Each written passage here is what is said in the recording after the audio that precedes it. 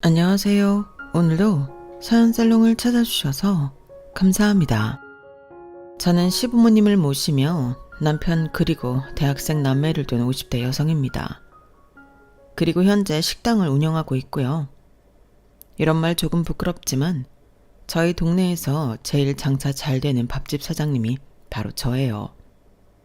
그만큼 저희 식당은 찾아주시는 손님이 정말 많은데요. 덕분에 새벽부터 장사 준비를 시작해 11시까지 바쁘게 살고 있어요. 남편과 시부모님이 도와주시니 망정이지 저 혼자였다면 아마 이렇게까지 감당하지 못했을 일들인데 거기에 착하고 바르게 자라준 아이들까지 있으니 저는 복도 참 많은 사람이죠. 어쩌다 보니 글 초반부터 제 자랑을 늘어놓는 것이 있는데 그만큼 저는 참 열심히 살았다 자부합니다. 그렇기 때문에 제 지난날 힘들고 고통스러웠던 날들도 이젠 다 피가 되고 살이 되는 좋은 경험이 되었다 생각하는데요. 세상을 많이 산 건 아니지만 제가 50년 넘게 살아보니 인생은 어느 하나도 단정 지을 수 없는 것 같아요. 왜 갑자기 이런 말을 하냐 의아하실 수도 있는데 저는 불과 5년 전만 해도 사모님 소리를 들으며 집에서 살림만 하는 여자였거든요. 주변에서 저 팔자 좋다고 부러워하는 사람들도 정말 많았는데 망하는 건 한순간이더라고요. 남편 흉을 보는 건 아니지만 남편의 잘 나가던 사업이 그렇게 한순간에 바닥을 치게 될 줄은 꿈에도 몰랐어요. 게다가 저희 남편은 자타공인 성실하고 정직한 사람인데 딱 한 번 부린 욕심으로 시련을 겪어야만 했었죠. 그리고 난리통에 저는 졸지에 가장이 되었는데 살림만 하던 제가 갑자기 식구들 부양을 책임져야 하다니 서름도 많이 당하고 눈물도 많이 흘렸어요. 그런 과정에서 평소 사이가 좋지 않았던 동서와의 껄끄러운 일도 종종 있었는데 동서는 저희가 망해 앞으로도 쭉 이렇게 망한 채로 살 줄 알았나 보더라고요. 사람이 어찌나 경솔하고 남을 무시하던지 원래 남을 잘 미워하지 않는 저인데도 그렇게 화가 나더라고요. 그리고 어쩌면 그런 동서 때문에라도 이를 더 악물었던 것 같은데 지금부터 제가 살아온 이야기를 조금 해보려 합니다. 부잣집 딸인 동서와 제 사이에 어떤 일이 있었는지 한번 들어주실래요? 그럼 이야기를 바로 시작해 볼게요. 저는 남편과 24살에 결혼을 했어요. 현재 저희 딸이 25인데 딸을 보고 있으면 내가 저 나이에 어떻게 결혼을 했지? 이런 생각을 종종 합니다. 딸을 보면 아무리 성인이라고 해도 제 눈에는 아기 같거든요.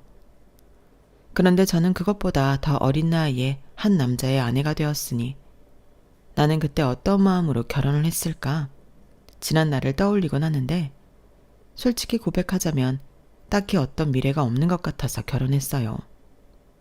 남편은 좋은 사람 같았고 사는 것도 제법 안정되어 있었는데 결혼하면 나도 그냥저냥 안정적으로 살 수 있겠다. 그런 생각을 했었죠. 저 때만 해도 그런 생각을 가진 여자들이 많았거든요. 오죽하면 여자 팔자 뒤웅박 팔자라고 어떤 남자를 만나느냐에 따라 달라진다는 말이 있었을까요? 그런데 저는 조건도 조건이지만 남편이란 사람이 마음에 들어 결혼을 결심했어요. 저희 남편은 말을 참 재미있게 하는 사람이거든요. 그건 지금도 똑같은데 그래서인지 아이들도 아빠랑 있는 걸 좋아했어요. 특히 딸애가 아빠를 정말 많이 좋아했는데 저는 친정아빠가 없어서인지 그런 남편을 보고 있으면 신기하고 흐뭇했어요. 저는 지금까지도 생부의 존재를 전혀 알지 못하거든요.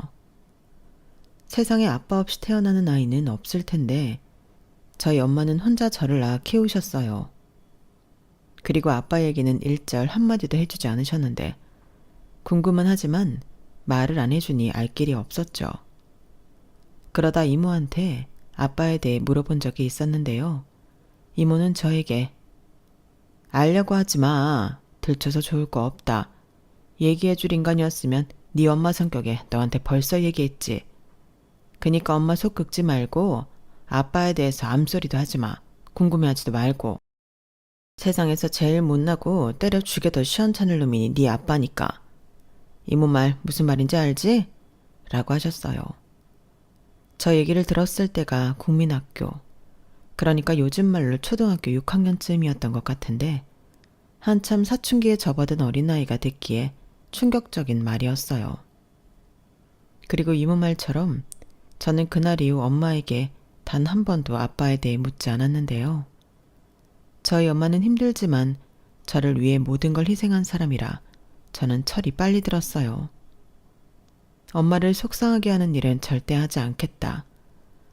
저는 누가 시킨 것도 아닌데 스스로 이런 다짐을 하고 살았는데 공부라도 잘했다면 더 좋았겠지만 그러지는 못해서 속썩이지 않는 착한 딸이 되려고 노력했죠. 그래서 당시 작은 식당을 하던 엄마를 많이 도왔는데요. 그게 나중엔 제 살림 미천이 되었어요. 학교 졸업하고 취업이 잘 되지 않았는데 엄마가 그냥 당신이랑 같이 식당을 하자고 하셨거든요. 저는 평소 엄마와 식당 일을 하는 게 재미도 있었는데 당신은 취업 스트레스가 너무 심해서 엄마의 말이 너무 반가웠어요. 그리고 그렇게 엄마를 도와 식당 일을 하게 되었는데 식당이 적성에 맞는지 일도 재미있고 보람도 크더군요. 거기에 그즈음 사정이 딱했던 엄마 친구분이 식당에서 일을 하기 시작했는데 저는 그분을 이모라고 부르고 잘 따랐어요. 이모는 성격도 여정부스럽고 부침성이 좋아 명랑한 성격이었는데 그래서인지 이모 덕에 손님이 더 늘었죠. 그리고 그즈음 저희 식당 단골 손님이 되신 손님이 있었는데 그 손님이 바로 저희 시아버지셨어요. 시아버지는 근처 고물상 사장님이셨는데 종종 점심 식사를 하러 저희 식당에 오셨거든요. 평소에는 도시락을 싸오신다고 했는데 가끔은 따뜻한 국물이 드시고 싶어 식당을 찾는다고 하셨어요. 그렇게 이틀에 한 번, 3일에 한 번 얼굴을 뵙다 보니 여러 말을 나누게 되었고 그게 인연의 시작이 되었는데 어느 날 갑자기 남자친구가 있냐고 물어보시더군요. 내가 갑자기 너무 사적인 질문에서 놀랐나? 다른 게 아니고 내가 아들이 둘이나 있는데 선아가 너무 마음에 들어서 물어보는 거야. 우리 아들 소개해주고 싶어서. 나이 많은 아저씨가 좀 주책인가? 이렇게 말씀하시면서 굉장히 쑥스러워 하시더라고요. 그리고 그때 이모가 먼저 우리 선아 남자친구 없어요. 사장님 아드님 우리 식당에 데리고 오면 좋겠네. 우리 선아 진짜 괜찮은 앤데 사장님도 마음에 드셨나 보다. 라며 마치 잘 됐다는 듯 다리를 놓으려 했는데 그때 저도 그렇고 저희 엄마도 놀라서 이모만 쳐다봤었죠. 그리고 저는 아무리 그래도 이렇게 분위기에 휩쓸려 누굴 만나고 싶지 않아서 최대한 예의를 갖춰서 남자친구는 없지만 괜찮다고 말씀을 드렸는데요. 그러니까 한마디로 거절했던 거였어요. 그러자 한동안은 제 마음을 잘 알았다며 시아버님은 미안하다고 하셨는데 그 이후에 무슨 이유인지 시아버님이 저희 식당에 오시지 않았어요. 이모는 저를 며느리감으로 찍었는데 제가 거절해서 안 오는 거라고 했는데 정말 서운하셔서 발길을 끊으셨나 신경이 쓰이더라고요. 그러다 1년이 훌쩍 지나 부쩍 야인 모습으로 시아버님이 다시 오셨는데요. 그땐 저도 너무 반가웠어요. 그런데 전의 모습보다 살도 많이 빠지시고 얼굴도 내아이신 게 걱정이 되었고 그래서 무슨 일이 있으신지 물어보게 되었는데요. 일이 힘들다 보니 탈이 났지 뭐. 체력이 딸리는데 무리를 하다가 허리를 삐끗했어. 그리고 병원에서 꼼짝도 못하고 있다 보니 이렇게 팍싹 늙어버렸네. 아, 그러셨구나. 저는 도통 오시지 않아서 걱정했었어요. 아유, 고맙네. 내 걱정을 다 해주고.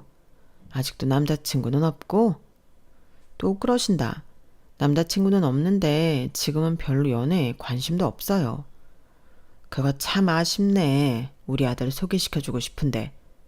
그러게나 말이에요, 사장님. 저는 얘만 보면 그렇게 안타까울 수가 없는데 지만 모르는 거 있죠?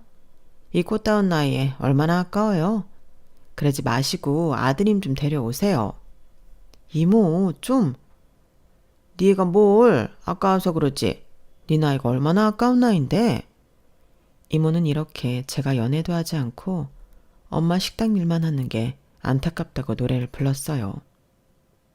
그리고 이모 말을 듣던 시아버님도 허허허 하고 웃으셨는데 정말로 며칠 뒤 아들을 데리고 식당에 오셨어요. 그 아들이 지금의 제 남편이었죠. 그리고 그 이후부터는 연신 혼자가 아닌 두 분이 함께 저희 식당에 오셔서 식사를 하셨는데 저희가 결국엔 부부가 될 운명이었던 건지 저는 어느덧 남편과 번호도 교환하고 가깝게 지내게 되었어요. 그렇게 저희의 인연이 시작되었죠. 무엇보다 저희 엄마가 자꾸 보니 사람이 좋아 보인다며 남편을 마음에 들어 하셨는데 지금 생각해도 기가 막힌 인연이라 생각합니다. 시아버님이 남편보다 저를 먼저 찜한 케이스잖아요. 내가 그때 우리 선아 보고 한눈에 반했지. 나이도 어린데 싹싹하고 일도 열심히 하고 엄마도 잘 챙기는 게 참 잘 컸다 싶었거든.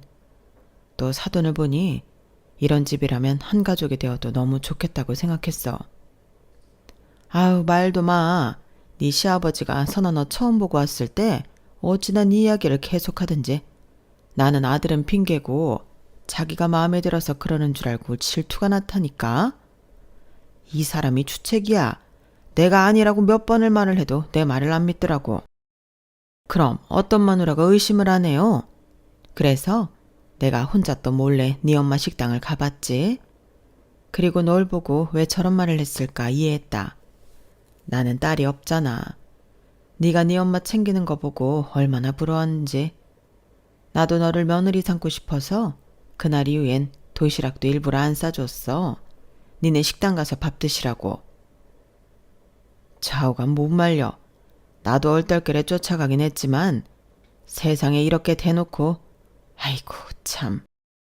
그러니까요. 이렇게 다리를 놓고 싶어 안달난 부모가 어디냐고. 나 자기 처음 만나러 갔던 날 사실 창피해 죽는 줄 알았다니까. 나도 기억나. 자기 얼굴 시뻘개져서 얼마 먹지도 못했잖아.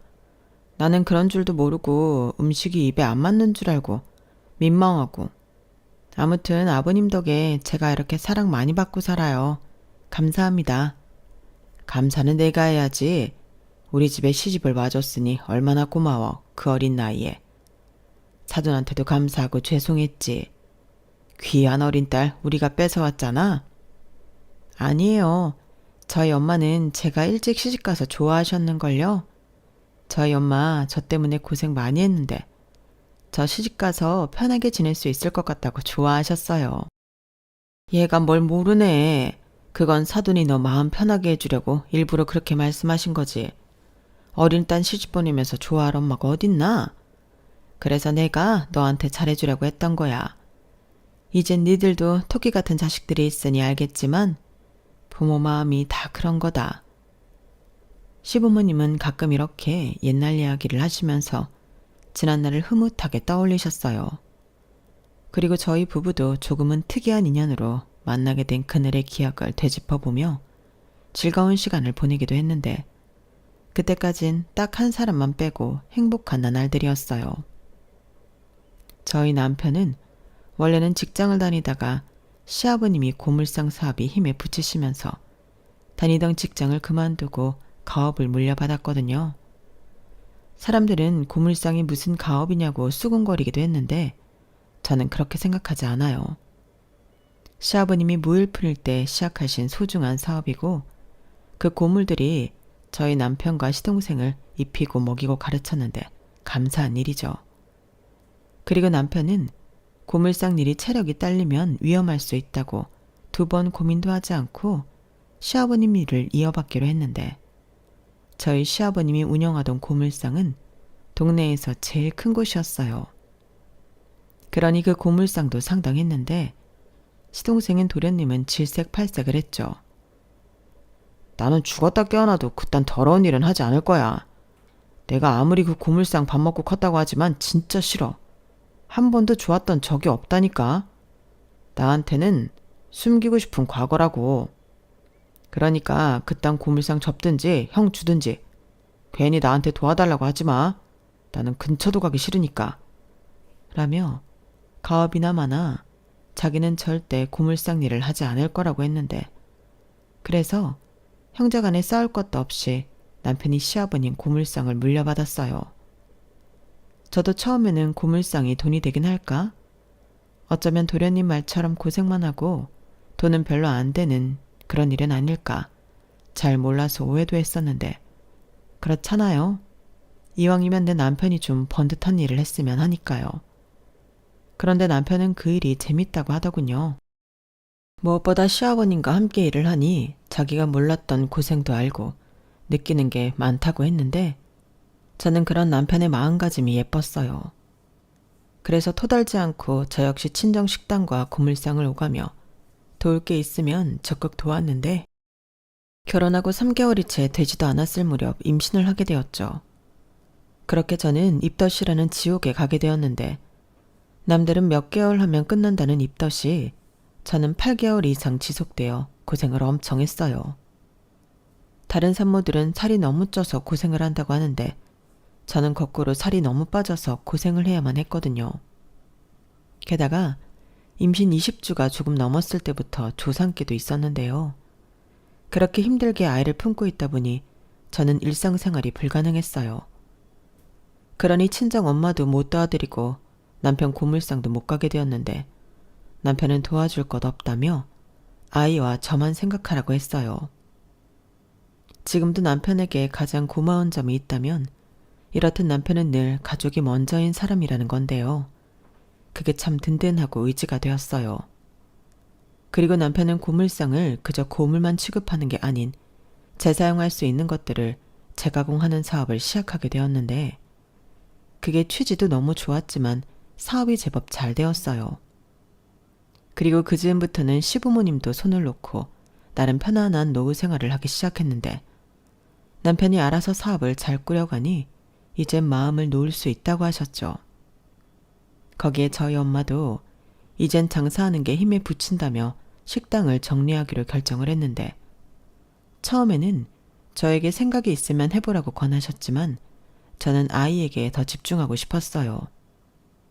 뱃속에서도 미숙하던 아이는 태어나서도 몸이 많이 약했거든요. 그래서인지 식당은 이모가 맡기로 했는데요.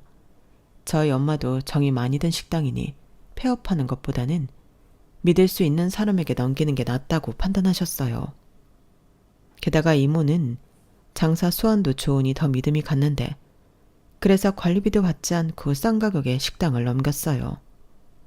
그때 이모가 저희 엄마에게 정말 많이 고마워하셨는데, 이모도 사정이 딱한 사람이었거든요.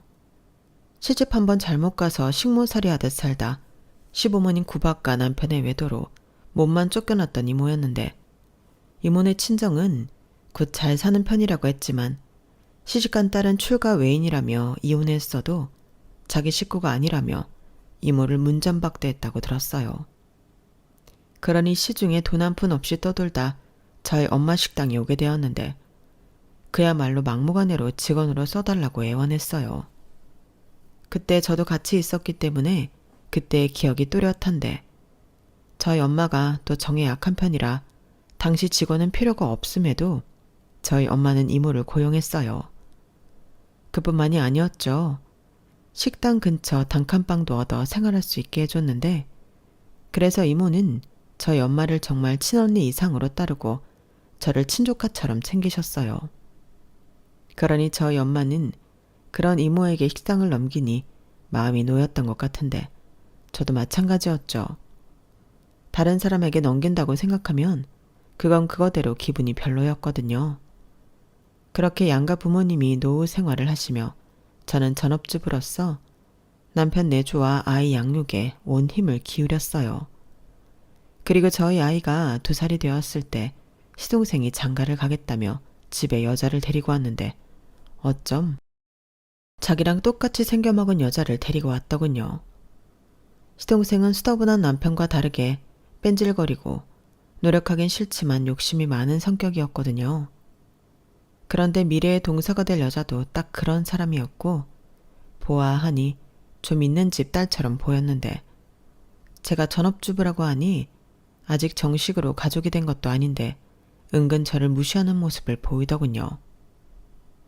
근데요, 제가 정말 궁금해서 그런데 전업주부로 있으면 답답하지 않아요? 여자도 능력이 있으면 일해야죠. 요즘 남자들 능력 없는 여자 싫어하는데 아주버님은 안 그러신가? 듣자 하니까 아주버님이 뭐 그렇게 많이 버시는 것도 아닌 것 같던데. 새 식구 살기 괜찮으신 거 맞죠? 이렇게 말하는데 솔직히 너무 당황했어요. 누가 초면에 저런 말을 하냐고요. 그리고 저도 괜히 이렇게 밀리기는 싫어서 가족이 되든 아니든 제 할 말은 해야겠다고 생각했는데요. 뭐 지금 생각해보면 일종의 기싸움이었어요. 사람마다 생각은 다 다르니까요. 저희는 애도 있고 엄마 아빠 중 누군가는 애를 봐야 하니까. 초면부터 우리 식구 걱정해주는 건 고마운데 우리는 우리가 알아서 잘 살아요. 근데 원래 스타일이 좀 아래 위 모르고 예의가 좀 없는 편인가요? 네? 제가요? 에이 설마요. 저 예의 엄청 차리는 사람이에요. 아 그렇구나. 나는 나한테 하도 서스럼없이 대하길래 그런 스타일인가 걱정했네요. 저는 예의 없는 사람 진짜 싫어하거든요. 형님이 오해하셨나 보다. 저는 형님하고 빨리 친해지고 싶어서 그런 건데. 그리고 같은 여자로서 안타까우니까요. 그리고 어쩜 형제가 그렇게 다르죠? 저희 오빠는 저 절대로 일 그만두지 말라고 엄청 강조했는데. 여자들 집에 있기 시작하면 금방 퍼지고 아줌마 된다고 그렇게 신신당부를 하는 거 있죠? 저야 일 욕심이 많아서 그럴 일은 없는데 관리도 못하고 살림하고 애 키우는 여자들 보면 저도 좀 안타까워서요. 아, 형님이 그렇다는 건 아니에요. 저는 예비동서의 말에 헛웃음이 저도 모르게 튀어나왔어요. 누가 봐도 저 들으라고 한 말인데 제가 그렇다는 건 아니라고 말을 하니 어이가 없었죠. 그리고 당연히 기분도 나빴어요. 그래서 그 이후엔 저도 상대하지 않으려 했는데 그때 생각했죠. 이래서 동서지간에 친하게 지내는 사람들이 없는가 보구나 하고요. 그런데 지가 먼저 시비를 걸어놓고 제가 상대하지 않자 이 얄미운 여우가 시동생에게 제가 너무 어렵고 무섭다는 헛소리를 했는 모양이었는데요. 가뜩이나 사이도 별로인 시동생이 저한테 그러더군요. 형수, 우리 희수한테 좀 잘해줘요. 얘가 얼마나 열인데. 우리 희수가 형수랑 잘 지내려고 노력하잖아요. 벌써부터 군기 잡는 것도 아니고 왜 그래요? 저는 졸지에 여린 동서를 잡는 못된 사람이 되었어요. 그리고 그 모습을 뒤늦게 보게 된 저희 남편이 무섭게 시동생에게 뭐 하는 짓이냐고 한 소리 했는데 저희 남편이 성질을 내자 시동생은 잘못은 형수가 있는데 왜 자기한테 그러냐고 예비동서를 데리고 집을 나가더군요. 그 모습에 시부모님도 고개를 절레절레 흔들었는데 저는 벌써부터 걱정이 되었어요. 저렇게 여우짓에 중간에서 이간질이나 시키는 사람이 동서가 된다면 가뜩이나 좋지도 않은 형제관계가 더 나빠질 것 같았거든요. 그래서 내심 속으로 결혼까지는 가지 말고 깨졌으면 좋겠다고 생각했는데 그런 제 바람은 이루어지지 않았어요. 두 사람이 결혼을 했거든요. 그것도 뭐가 급한지 번갯불에 콩 구워 먹듯 해치웠는데 그 이후 정식으로 가족이 된 동서는 여전히 그 버릇을 고치지 못했어요. 깐족깐족 말장난치고 사람 무시하고 중간에서 없는 소리도 하며 이기적으로 굴었는데 그 중에서 가장 기분이 나빴던 건 동서가 저나 저희 가족을 자기보다 밑으로 보고 무시하는 거였죠. 당시 도련님이 무슨 IT 사업을 하고 있었는데 솔직히 잘은 모르거든요. 그리고 동서도 무슨 회사를 다닌다고 했는데 돈을 잘 벌기는 하는 건지 동서는 늘 명품으로 자기의 부를 과시하려 했어요. 솔직히 그 명품이 가끔은 신기하고 부러울 때도 있긴 했지만 그렇다고 그런 명품을 갖고 싶다는 생각을 해본 적은 없었어요. 제가 전업주부인데 몇백만 원짜리 가방을 들고 어딜 가겠어요. 게다가 어린 아이 데리고 다니는 엄마라면 다 아실 테지만 아무리 좋은 명품이라도 무용지물이죠. 그런데 남편은 그게 또 아니었나 봐요. 재수 씨는 늘 꾸미고 잘은 몰라도 비싼 가방을 들고 다니는데 저는 편한 옷에 맨날 천으로 된 기저귀 가방을 들고 다니니 자기가 너무 저한테 못해주는 남편이 된 것 같아 기분이 좋지 않다며 저한테 하루는 아이도 시부모님에게 맡기고 백화점으로 가방을 사러 나가자고 했어요. 저는 물론 필요 없다고 그럴 돈 있으면 시부모님 나들이 가실 때 입으실 겉옷이라도 좋은 걸로 사드리자고 했는데요. 아니, 자기 거 사라고. 오늘은 무조건 자기 것만 사. 가방이고 옷이고 사고 싶은 거 다 사. 왜 갑자기 그래? 내가 필요하면 산다고 하지. 근데 나는 정말 그런 게 하나도 필요가 없어. 자기는 화도 안 나? 서운하지도 않냐고. 난 재수씨가 자꾸 자기 무시하는 게 너무 기분 나쁘단 말이야. 요즘 내가 하는 사업 잘 되는 거 알잖아. 반응도 좋고. 그래, 알아. 당연히 감사하게 생각하지. 근데 그렇다고 쓸데도 없이 비싼 걸 사서 두르라고? 됐네요. 우리 앞으로 돈 나갈 때 많아. 요즘 애 하나 키우는데 돈이 어마무시하게 나간다고 하더라. 막말로 내가 동서처럼 나가서 버는 것도 아닌데 자기 사업 잘 될 때라도 돈을 모아놔야지. 우리 둘째는 안 가져? 자기는 정말 이대로 괜찮아? 그리고 그렇게 힘들게 애기 낳고 키우는데 둘째를 갖고 싶어? 그럼 갖고 싶지. 애기가 얼마나 예뻐? 나는 우리 혜정이 보고만 있어도 너무 행복해. 그리고 자기 닮은 아들도 낳고 싶은걸? 정말 내가 자기 때문에 못 산다. 그래도 가방은 하나 사자. 내가 그러고 싶어서 그래. 가방 하나 못 사주는 못난 남편인 것 같아서 자꾸 내 자신한테 성질이 나. 내가 자기 고생시키려고 결혼한 것 같잖아. 못 산다 정말. 자기가 무슨 나를 고생시켜. 알겠어. 그럼 딱 하나만 제일 저렴한 걸로. 알겠지? 저는 그날 생일도 그 어떤 기념일도 아닌데 남편에게서 명품 선물을 받았어요. 저는 최대한 제일 싼 걸 고르려고 했는데 남편은 하나 사는 거면 정말 비싸고 좋은 걸 사야 한다며 샤넬 매장에 들어가 500만 원 넘는 가방을 고르더군요. 저는 질색팔색을 했지만 남편은 자기가 멋대로 계산을 해버렸고 저더러 어디에 가든 막들라며 신신당부를 했는데 어떻게 그러나요? 저는 가방을 고이고이 모셔두고 무슨 오브제처럼 눈으로만 즐겼어요. 가방이 좋다기보다 저 가방을 사주겠다고 용을 쓰던 남편의 마음이 두고두고 좋았거든요. 그런데 저희 집에 왔던 동서가 그 가방을 보게 되었고 저더러 그렇게 안 봤는데 허영심도 있었냐며 비꼬았는데 저걸 정말 어떡하지? 저절로 주먹이 불끈 쥐어졌어요. 그거 내가 싫다고 했는데도 우리 남편이 사준 거야. 헤이, 남자들이 저런 걸 어떻게 알아요? 뭐 우리 남편처럼 저랑 같이 백화점 다니는 남자면 모를까. 아주버님은 아니잖아요. 형님이 사달라고 했죠? 저한테 그냥 안 쓰는 거 있으면 달라고 하시지. 동서, 내가 거지야? 나 정말 그런 거 필요 없어. 그리고 계속 우리 무시하는데 요즘 우리 그이 사업 잘 되거든? 들었어요. 어머님 아버님이 얼마나 형님네 자랑을 하든지 귀에 딱지가 생길 것 같다니까요. 그래도 뭐 그런 사업이 잘 돼 봤자죠. 아버님 고물상 물려받아서 한 거라면서요. 어떻게 젊은 사람이 고물상 사업을 물려받을 생각을 했지? 아주버님도 이렇다 할 기회가 없으셔서 막막했었나 보다. 그쵸? 누가 그래? 도련님이 그래? 정말 말을 말아야지. 볼일 끝났으면 동서는 허름한 우리 집에 있지 말고 호화로운 동서 집으로 가. 어머 형님, 기분 상하셨나 보다. 저희 집이 뭐가 또 호화롭다고.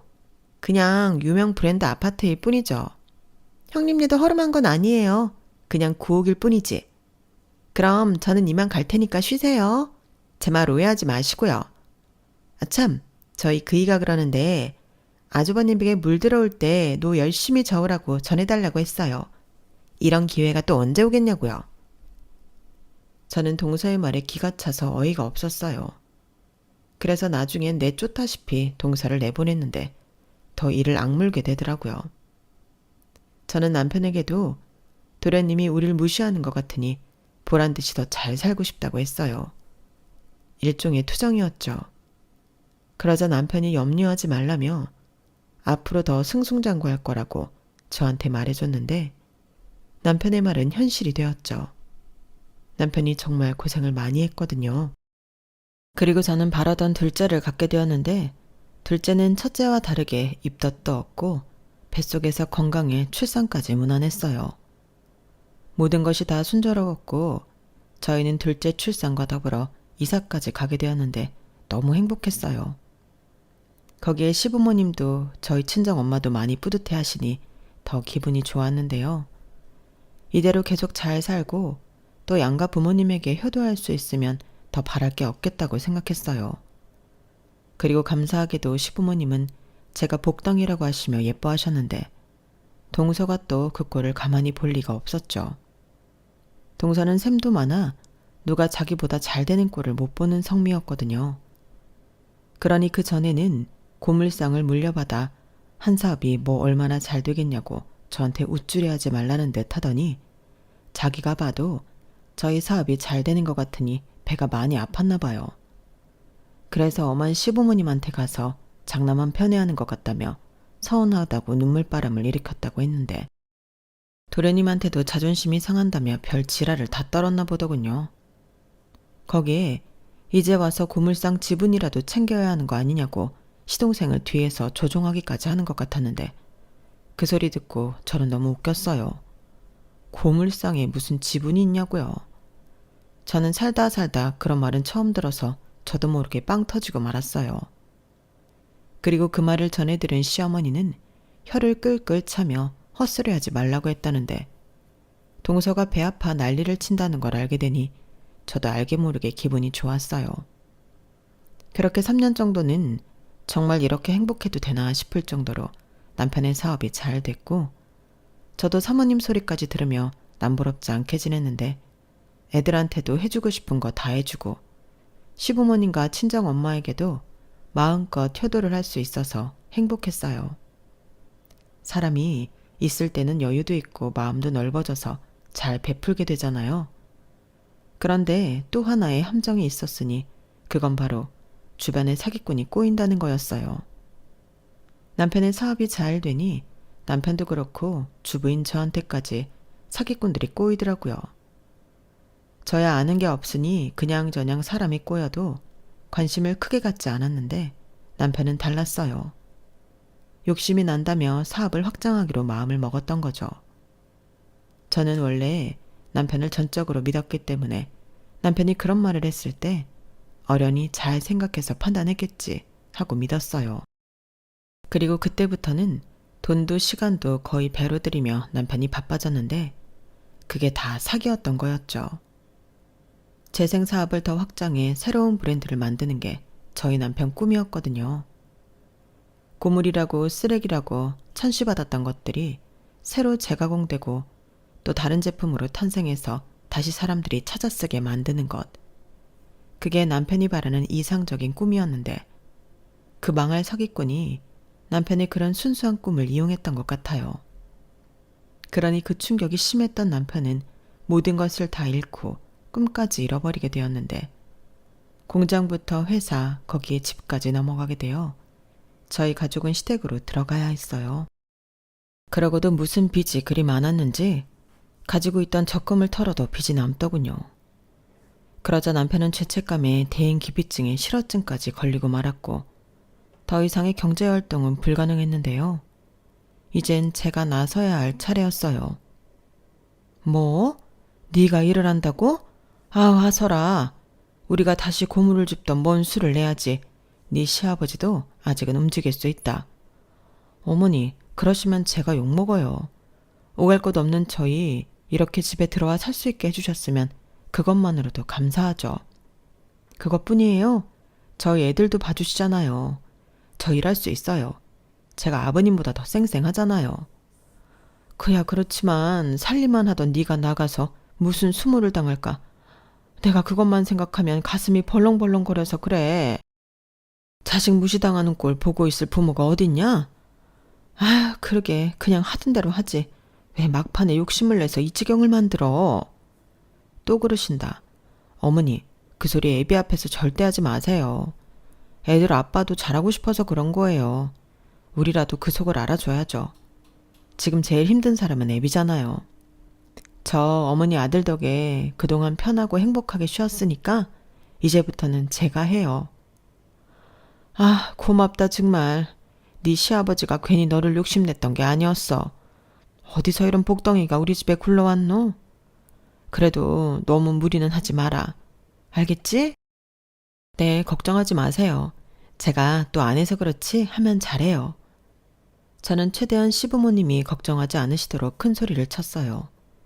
사실은 속으로 엄청 막막하고 무서웠는데 차마 겉으로 표현할 수가 없겠더라고요. 그리고 막상 이력서를 들고 취직을 하려 여기저기 구직 활동을 해봤는데 경력 단절될 아줌마를 쓰겠다는 곳은 정말 한 군데도 없더군요. 그래서 결국은 당장 급한 대로 가지고 있는 물건들을 팔아 애들 학원비를 냈어요. 주변에서 힘들어 죽겠는데 무슨 애들 학원비를 주냐고 하는 사람도 있었는데 아무리 힘들어도 새끼들은 가르치고 싶은 게 부모 마음이죠. 그때 당시 애들이 다들 고등학생, 중학생이었는데 학업을 놓게 할 수는 없었어요. 그래서 제일 먼저 팔게 된 것이 남편이 사준 그 샤넬백이었는데 아낀다고 거의 들지 않았더니 중고 가격은 잘 받았는데요. 이걸 좋아해야 하나 씁쓸했던 기억이 나네요. 그래서인지 그때는 기분이 별로 좋지 않아 시어머니한테 아쉬운 마음을 한탄하기도 했었는데요. 시어머니도 속상한 마음에 그 얘기를 동서한테 한 모양이었어요. 그리고 동서는 그걸 기회라고 생각했는지 가뜩이나 스트레스 받는 거 티도 못 내고 있는데 제 속을 긁기 시작했는데요. 참 못됐죠. 그때 들었던 말이 지금도 생생한데 동서는 저에게 온갖 가식을 떨면서 이렇게 말했어요. 어머 형님 얘기 들었어요. 요즘 많이 힘드시다면서요? 아주버님이 사준 가방도 팔고 일자리도 구하러 다닌다고. 그래서 연락 온 데는 있고요? 아니 마음은 급한데 연락 주는 곳은 없네. 역시 그것 보세요. 그러게 전업으로 있을 게 아니라 일을 했어야 한다니까요. 사모님 노래할 때는 이런 날 올 줄 몰랐죠? 동서, 지금 불난 집에 기름 붓니? 아니요. 저는 한 가족으로서 너무 안타까워서 그러죠.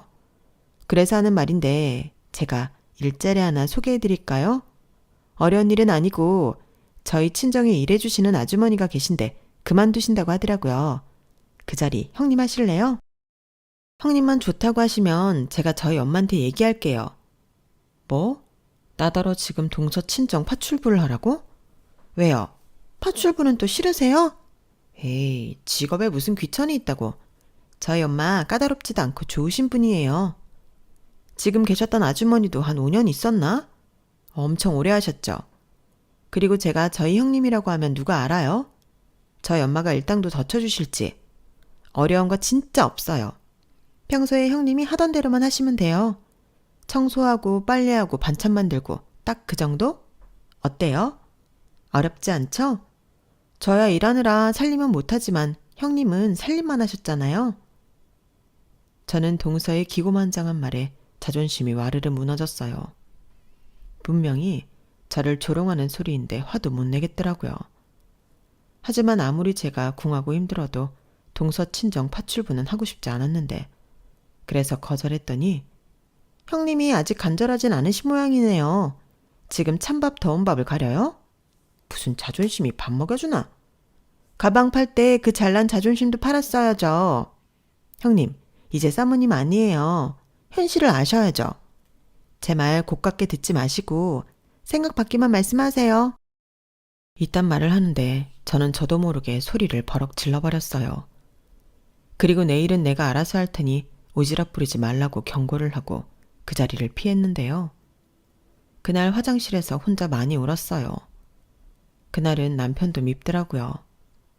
하지만 또 제 눈도 제대로 마주치지 못하는 남편을 보면 미웠던 마음은 사라지고 안쓰러운 마음만 들었는데 저는 그런 남편을 부둥켜 안고 일 안 해도 괜찮으니까 제발 예전처럼 밝았던 모습으로만 돌아와 달라고 했어요. 그러자 남편은 자기도 힘을 내보기로 했는지 상태가 많이 호전되기 시작했는데요.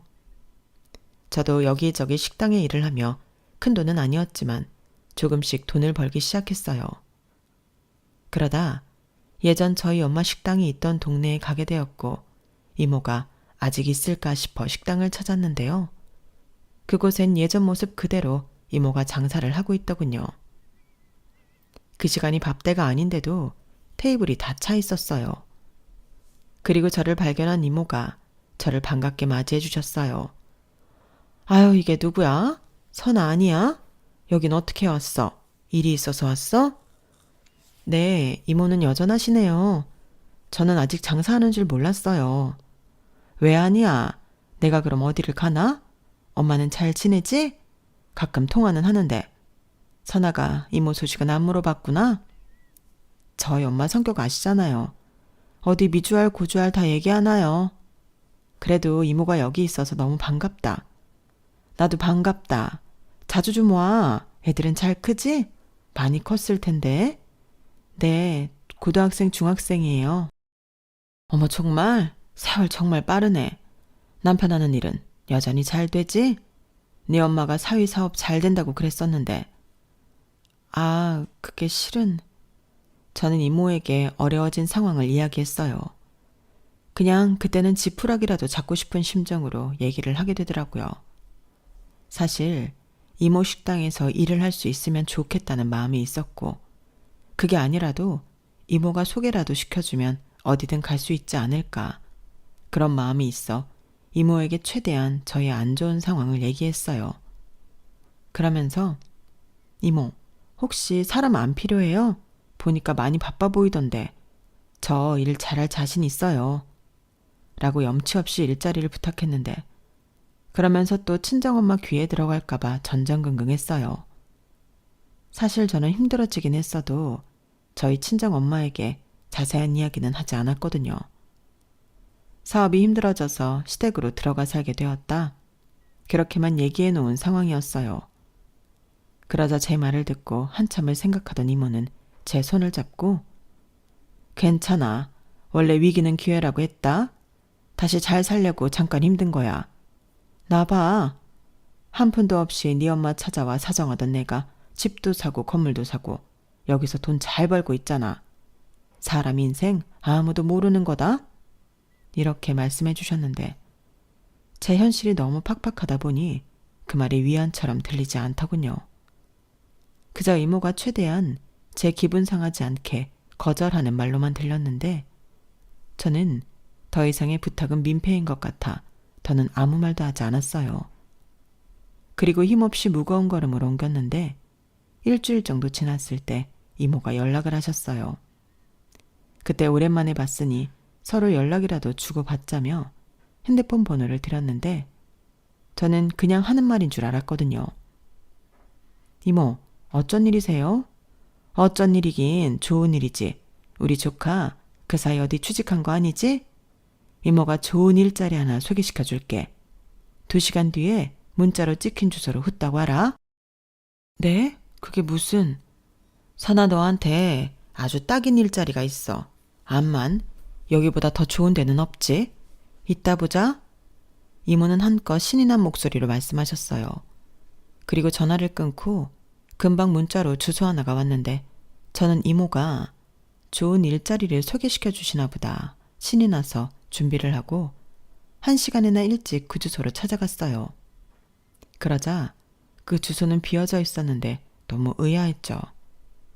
저는 제가 주소를 잘못 봤나 싶어 한참을 또 핸드폰을 쳐다봤는데 그러자 이모가 모르는 사람들과 함께 모습을 드러냈어요. 그리고 깜짝 놀랄 말을 하기 시작했는데요. 아우, 누가 우리 성님 딸 아니랄까봐 빨리도 왔네. 인사해요. 여기가 우리 식당 분점 맡아줄 사장님. 너도 인사해라. 앞으로 네 식당 설비랑 인테리어 해줄 분들이다. 이렇게 말하더라고요. 이모, 이게 다 무슨 얘기예요?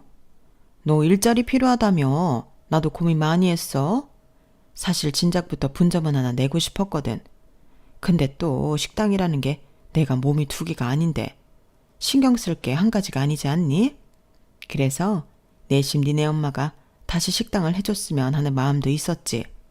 근데 또 힘들어서 나한테 가게 넘기고 쉬는 양반한테 다시 일하라고 할 수도 없고.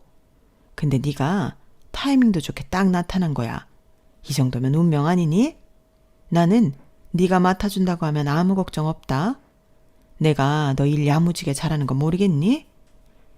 이모, 그래도 여긴 이모 식당보다 훨씬 큰데.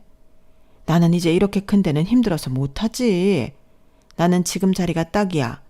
벌써 몇 년을 거기서 일했는데 나는 다른 데 못 간다. 대신 넌 젊으니까 이 정도 규모는 할 수 있지. 서서방이랑 같이 해. 부부가 같이 도우면서 일하면 금술도 좋아지고 좋지. 이모도 참. 근데 제가 이걸 어떻게 인수받아요? 전 돈이 없는데. 별소리를 다 해. 조카한테 돈 받는 이모 봤냐? 이모가 주는 거야. 대신 나한테 매달 줘야 하는 돈은 있다. 요 가게 월세. 뭐가 그래요. 분점이면 영업수익도 나눠야죠. 됐다 그래. 나는 요 가게 월세만 주면 돼. 나머지는 네가 다 가져. 이모, 그렇게 고마워할 것 없다. 나도 네 엄마한테 받았잖아. 오할 것 없는 나한테 월세방도 얻어주고 일도 시켜주고 가게도 권리도 안 받고 싸게 넘겼는데 물가를 생각하면 내가 너한테 이 정도 해줘도 내가 더 많이 받았어. 그럴 리가. 고마우면 장사나 잘해. 너 망하면 나도 망한다? 이모가 또 그 꼴은 못 봐. 알지? 고마워요. 나 정말 잘할게요. 그래, 넌 잘할 거야. 엄마한테는 내가 부탁했다고 하자. 분점 내는데 너만한 인재가 없어서 내가 부탁하는 걸로. 알겠지? 너 네 엄마한테 바지 사장이라고 얘기할 거니까 실수하지 말고. 이모는 마치 벼랑 끝에 선 저를 구하러 온 슈퍼 히어로였어요.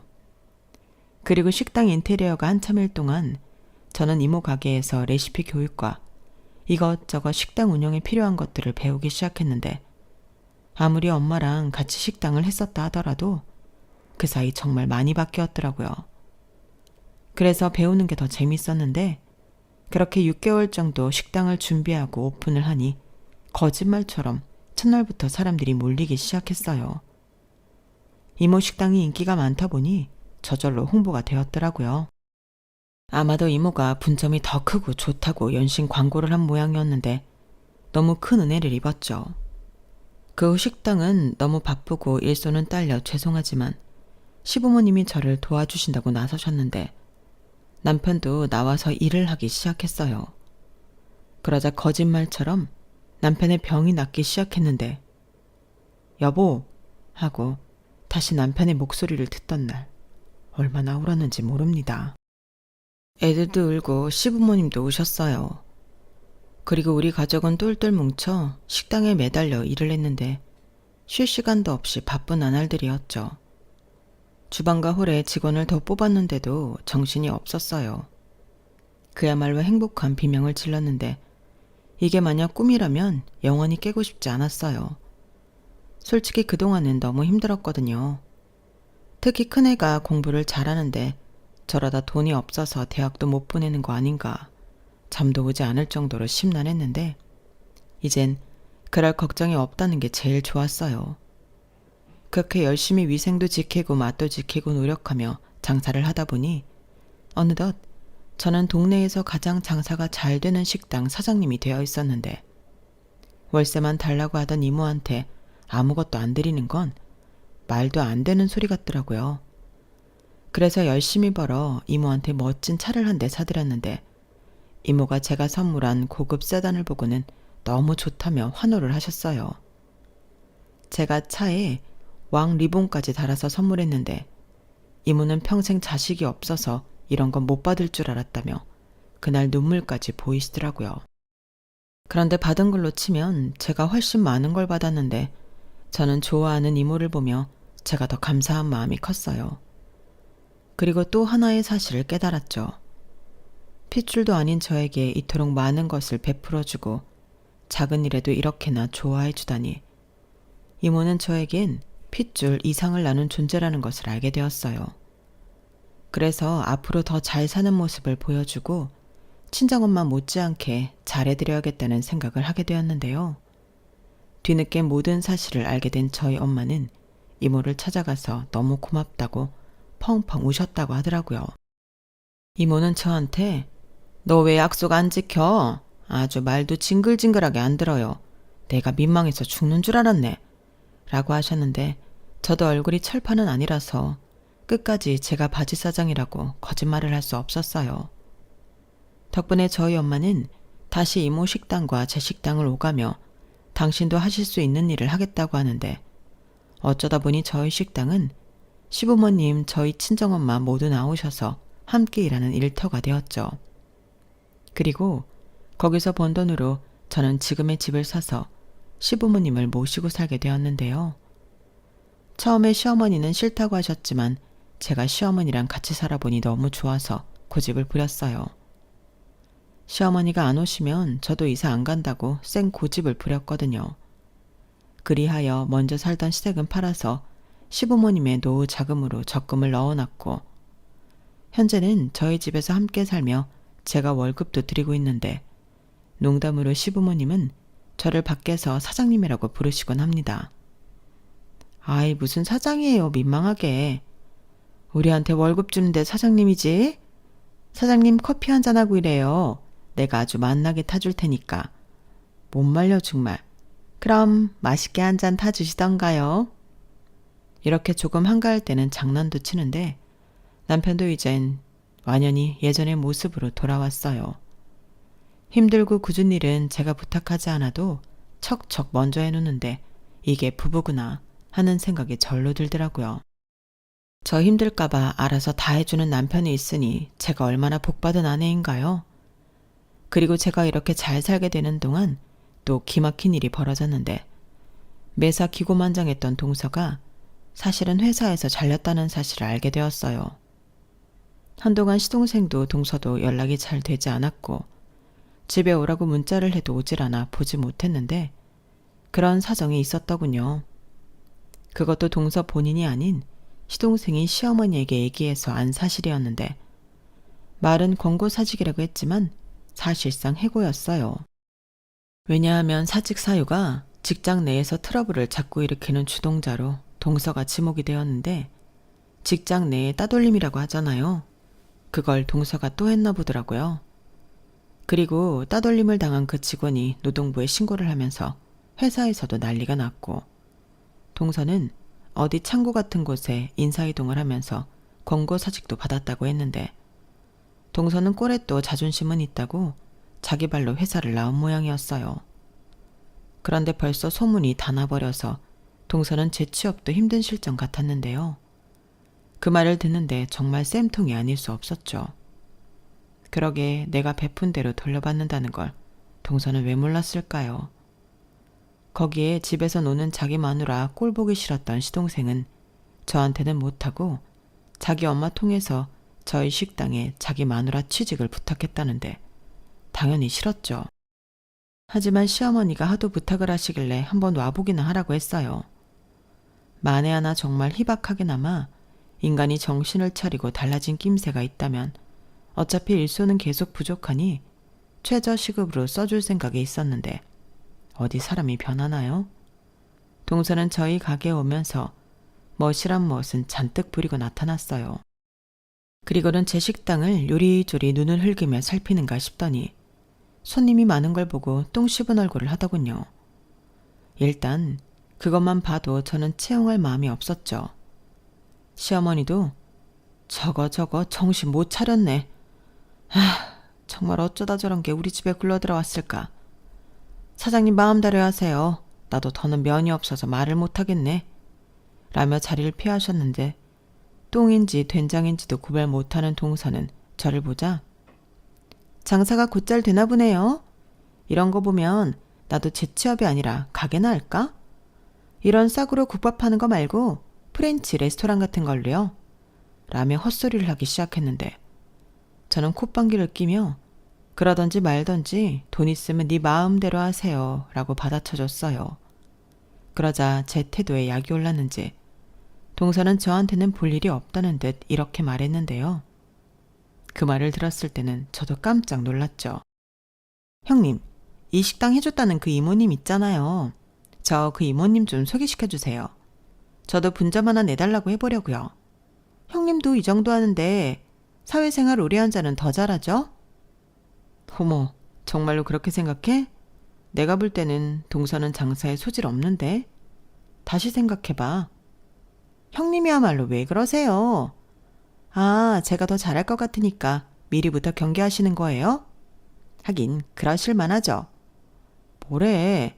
우리 이모가 동서 어디를 보고 식당을 내줄 거라고 생각해? 우리 이모가 무슨 자선사업가라도 되는 줄 알아? 어머 형님, 그 말은 좀 이상하네요. 그럼 핏줄도 아닌 형님한테 그 이모님은 왜 이렇게까지 하시는 건데요? 왜요? 왜긴 우리 엄마가 이모한테 그만큼 베풀었기 때문이지. 근데 동서는 우리 이모한테 뭘 베풀었길래 그런 콩고물을 기대해? 동서 잘 사는 친정 있잖아. 친정에 얘기해서 프렌치 레스토랑 내달라고 해. 어차피 금방 망할 것 같지만. 뭐라고요? 형님, 저 지금 무시하시는 거예요? 이래서 돈이 무섭다는 거예요. 돈 맛을 보니까 사람이 변했네. 그래, 나 변했어. 그러니까 제발 부탁인데 나한테 까불지 말래? 아, 정 그렇게 돈이 필요하면 우리 엄마 집에 파출부 어때? 우리 엄마가 혼자 지내시는데 요즘 좀 힘드신 것 같아서. 어때? 기가 막혀. 지금 저더러 형님 친정이 파출부를 하란 소리예요? 저 회사 다니던 커리어 우먼이었어요. 아, 그렇지. 그럼 못하겠네. 살림이나 제대로 해본 적이 없는데 뭘 할 수 있겠어. 우리 엄마는 좀 까다롭거든. 그래서 일 못하는 사람 진짜 싫어하는데. 아무래도 동서는 안 되겠다. 꼴의 자존심에 우리 가게 설거지하는 것도 싫겠지? 그래도 생각 있으면 얘기해. 가족인데 어려울 땐 돕고 살아야지. 저는 동서한테 당한 그대로 똑같이 해줬어요. 그러자 동서는 얼굴이 울그락불그락 두 볼이 흔들릴 정도로 분노했는데 살찐 불독을 보는 것 같더군요. 동서가 좀 얼굴이 통통한 편이거든요. 그리고 본의 아니게 복수를 하게 된 저는 그날 하루 종일 기분이 좋아서 웃고 다녔는데 시부모님도 동서한테 식당 근처에는 얼씬도 하지 말라고 하고 쫓아내셨어요. 그 덕에 동서 얼굴 볼 일이 많이 없어졌는데 결국 매일같이 부부싸움을 하던 동서와 시동생은 갈라서기로 했다 하더군요. 둘이 사이에 아이도 없고 능력 없는 여자 데리고 살기 싫다고 시동생이 먼저 이혼하자고 했다더군요. 그리고 더 어리고 능력 있는 여자를 만나겠다고 지금까지도 설치는 모양인데 시동생도 좀 작작했으면 하는 바람이 있어요. 어차피 또 여자를 만나도 비슷한 여자를 데리고 올 텐데 그럼 너무 피곤하거든요. 그리고 다시금 저희 가족의 행복을 찾게 해준 이 일을 저는 앞으로도 꾸준히 하고 싶은데요.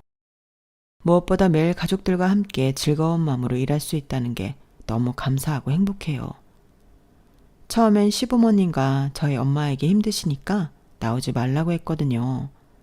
그런데 막상 세 분이 나오셔서 움직이는 걸 보면 정말 즐거운 마음으로 일을 하신다는 걸 알 수 있고 또 적당한 운동과 활기는 건강에도 좋다고 하니까 무리가 되지 않는 선에서 앞으로도 계속 이렇게 즐겁게 함께 해주셨으면 좋겠어요. 그리고 끝으로 한번 큰 실패를 겪고 멋지게 일어난 제 남편에게도 고맙다는 말을 전하고 싶은데요. 지금의 남편이 없었다면 아마 저는 이만큼 행복한 여자로 살지 못했을 거라고 생각해요. 남편은 자기가 사기당했을 때 자기를 버리지 않고 가정을 지켜줘서 저한테 고맙다고 했던 적이 있었는데 이런 멋진 남편을 버리다니 있을 수 없는 일이죠. 그리고 앞으로 우리는 더 잘 살 것이 틀림없다고 얘기해 줬는데요. 남편은 웃으면서 무슨 근거로 이야기하냐고 했지만 저는 알 수 있어요. 서로를 아끼고 걱정하는 우리이기에 또 어떤 시련이 찾아온다고 해도 저는 또 기꺼이 남편의 손을 잡고 그 시련을 넘을 거거든요. 그렇게 세월의 파도를 타는 것이 결국 인생 아닐까요? 아직 많은 시간을 산 것은 아니지만 저는 그렇게 생각합니다. 행복도 불행도 다 끝이 있더라고요. 그러니 지금 행복하다고 자만하지 말고 또 불행하다고 세상이 끝난 것처럼 할 필요가 없는데 여러분들도 여러분의 파도를 현명하게 잘 넘으시며 멋진 인생을 완성하시길.